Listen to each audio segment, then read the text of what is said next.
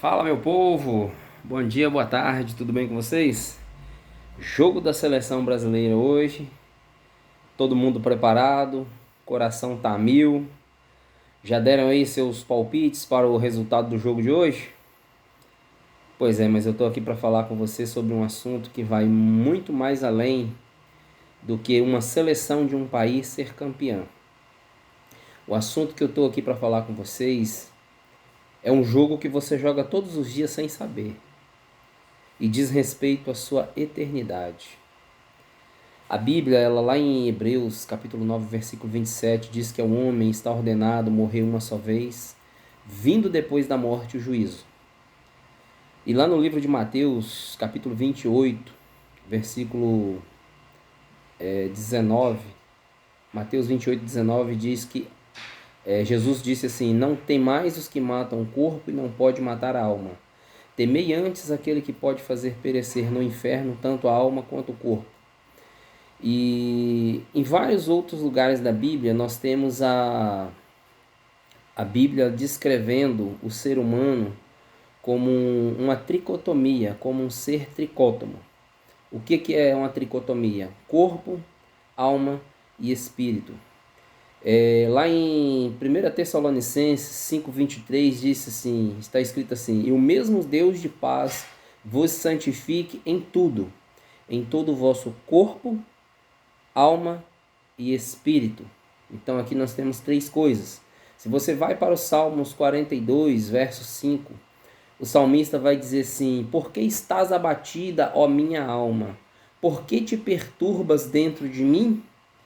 Né? Ou seja, o salmista conversando ali com a sua alma, né? Ele se encontrava num momento de muita angústia e ele pergunta mais uma vez: por que estás abatido, a minha alma? Por que se perturbas dentro de mim?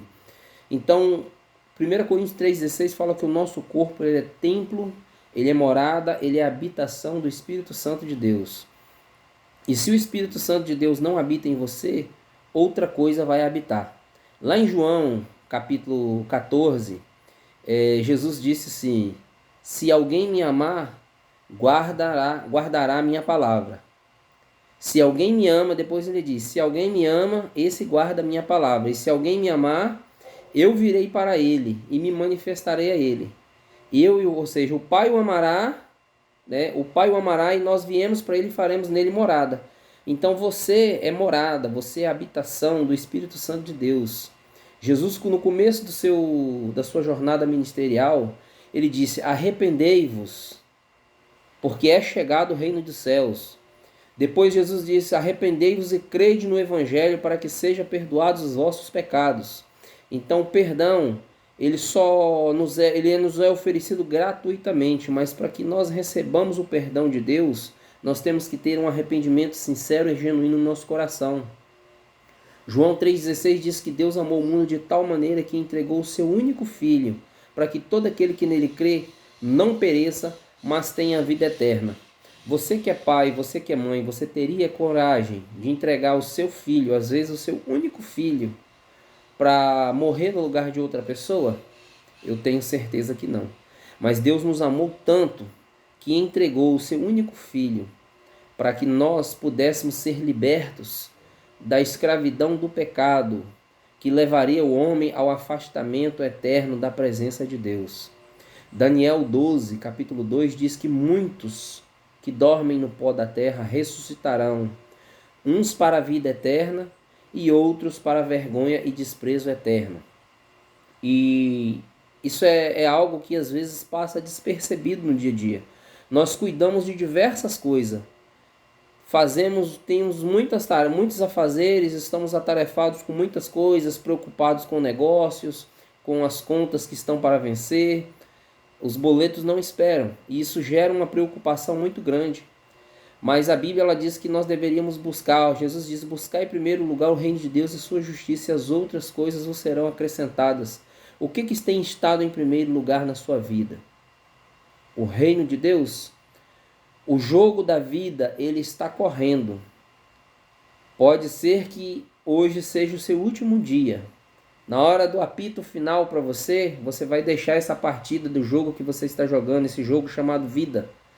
Quando derem o último apito, quando o juiz der o apito final, o apito de substituição, você será substituído, ou seja, o seu corpo material vai ser substituído, ele vai voltar ao pó e dali para frente o que vai restar é apenas o seu corpo espiritual, que aguardará o dia em que Deus julgará os homens segundo o Evangelho.